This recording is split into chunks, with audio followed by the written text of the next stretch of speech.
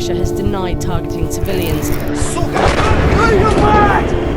could have died. You should have died. You should have been hit by shrapnel and been on the ground like the man that you were able to film. Kharkiv, Ukraine has been bombarded every single day since the war started. One of the many places where Ukrainians which were killed here in this region, this zone, were put. My name is Philip Vu, and on May 26, 2022, I was part of a humanitarian convoy with the Renegade Relief Runners, delivering food and medical supplies to a few villages close to the Russian border. The Russian border's right there. That's fucking crazy. After delivering our supplies, we returned to a warehouse in Kharkiv, Ukraine, about 30 miles from the border to restock. And while at one of the few open restaurants, our team got caught in an explosion about 30 meters or 100 feet away. It's a miracle me and all the other team members are still alive. However, 19 people were injured in this explosion and 9 were killed. Victims included a 5-year-old child and a 10-month-old baby. There was one elderly man that lost 2 of his limbs in the explosion, and so our buddy Chris Tiller had to amputate this man's leg and tourniquet him. The Renegade Relief Runners did everything in their power to save him. However, unfortunately, 3 days later, we found out that he passed away.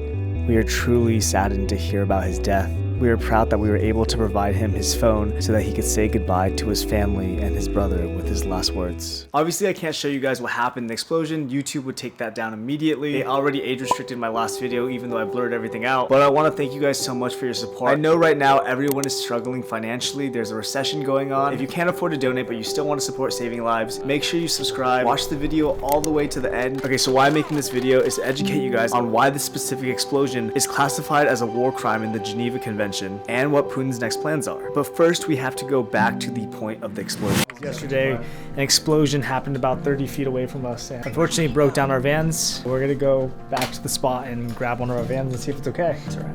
Yeah. Fuck. I just looked at my camera lens for the first time, and what the how did this happen? I have no idea. Gotta do what you gotta do, man.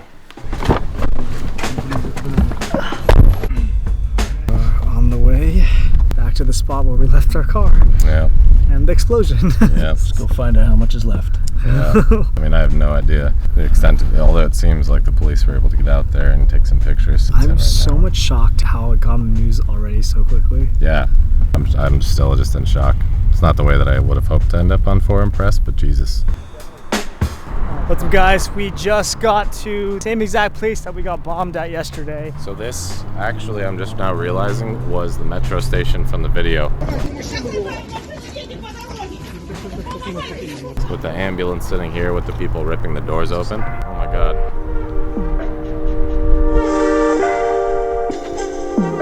This is so wild that we're back at the place where this all happened. Holy shit. Wow. Dude, it's like you can smell the fire still. Yeah, this was the explosion yesterday. God, it just reeks. See it all melted. So this is the restaurant where everyone was hiding yesterday. Holy shit. Oh my God. This is where the explosion happened. That's crazy.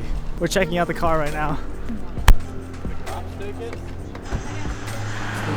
Oh my God. Holy shit. What the fuck? This is fucking crazy. Oh, you watch out, bro. Oh. So that one's already fucked up anyway. You got it. Oh! Fuck yeah. Alright, that was fast. Oh my God. Wow. Look at that. I was thinking 30 meters. We were the closest people to the explosion other than the old man. At this point, we still couldn't figure out why the van wouldn't drop. And maybe I'm just kind of weak, but while everyone was being proactive and trying to figure out why the van wasn't working, I was just thinking about my mortality in life. I never thought I'd ever come back here, but I was standing right here when the explosion happened. Agatha was right there. It's crazy. We were closer than some of the cars, and the cars are destroyed. So, shrapnel? Shrapnel, yeah. survive the coffee machine, man. This is the most important cargo. Yeah, it's for these guys. That's for these guys. By far the scariest moment of my life. You can just literally see the explosion from everywhere.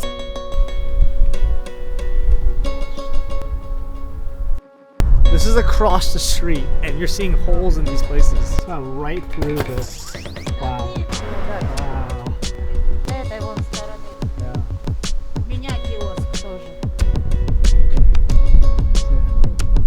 Yeah, it's crazy. Oh. Yeah.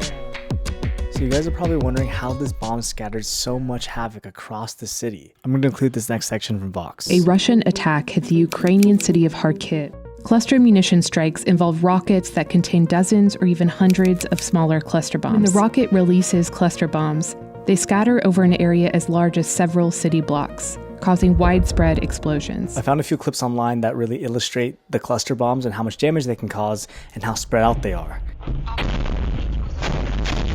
This first image, I can't even imagine what this man is going through. He is driving while cluster ammunition is just raining down on top of him. If you listen closely, you can hear the biggest yet silent sigh at the end. This other one is from WikiLeaks, and it seems like a civilian zone that's being rained on. This cluster bomb ammunition I'm going to cut through, but it goes for 2 straight minutes. And I don't know if you can tell, but even going past this initial area, you can hear it in the distance and kind of see it in the very far distance.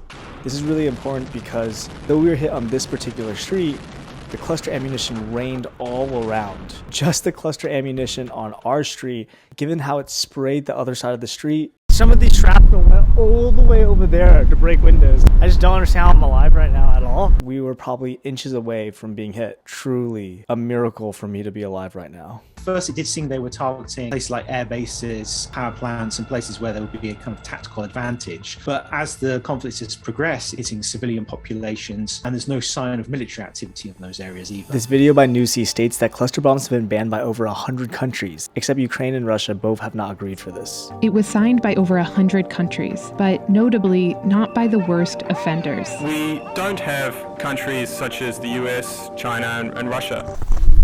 We're missing the keys and the documents for the vehicle, which we believe maybe the police took when they came to investigate yesterday. Can't really do much with it right now, but the good news is I think, other than maybe the ignition wires being separated and the actual key, Could be fine? Could be fine mechanically, so maybe some positive news there.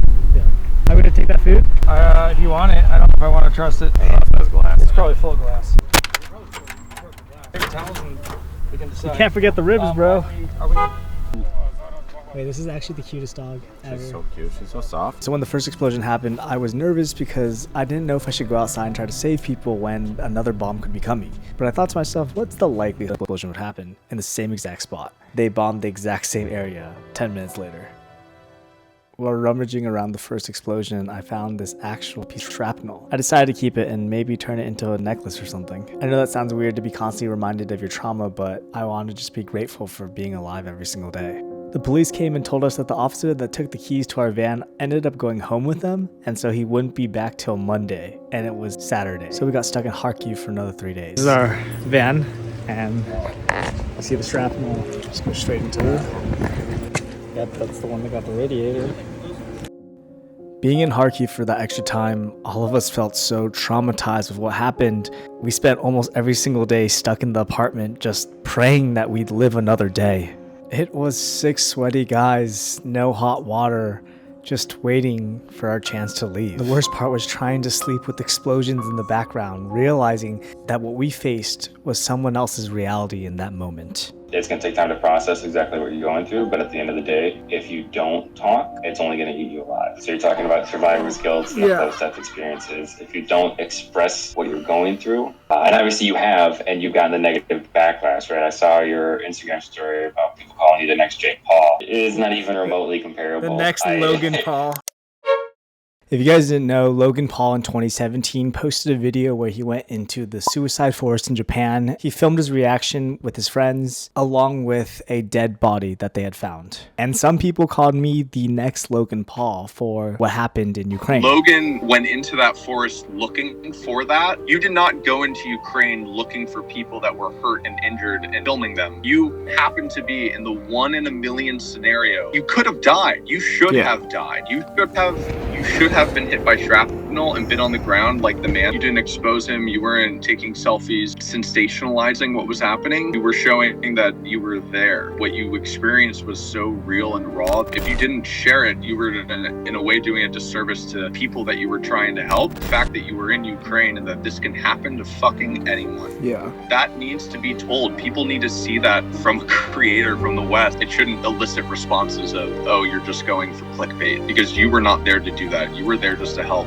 And what happened to you, terrible. Aside from the Logan Paul, I've gotten tons of hate comments.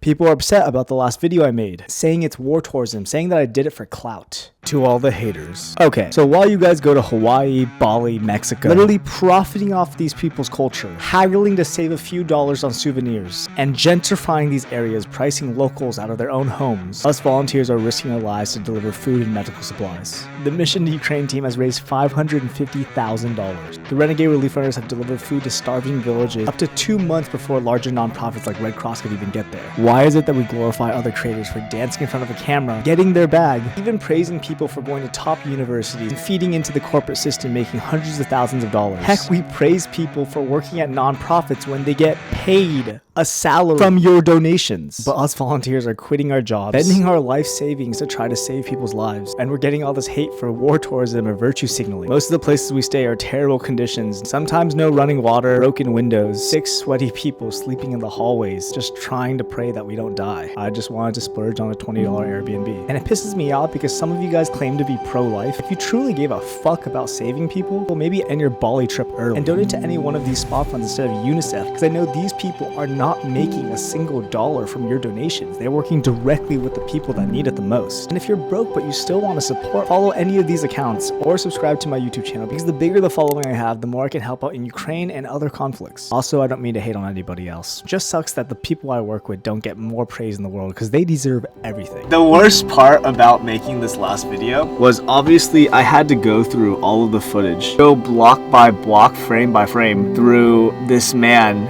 like bleeding out, seeing his like flesh melt. It's just so horrific to watch. Yeah, you know, I saw that footage, and I know that sharing via video, like you said, it's your form of therapy. Alright, so I just found the CNN article of the explosion. 26, let me show you guys. They actually have what weapons that were used, which I think is freaking crazy. MLRS Smerch and Uragan. Finally, 9 ended up dying and 19 were injured. 28 victims. So you guys are probably wondering what's next. War is entering a new phase. After months of Ukrainian momentum, the Russian military is once again on the advance, focusing their efforts in the Donbass region. The new strategy: consolidate Russian forces on a narrower front and slowly pound each village into submission. Another possible thing is Belarus coming in and invading, splitting up the Ukrainian military. It sucks to say, but it looks like we're in for a very long war. In the next video, I'm going to take you guys to the most destroyed villages around Kiev.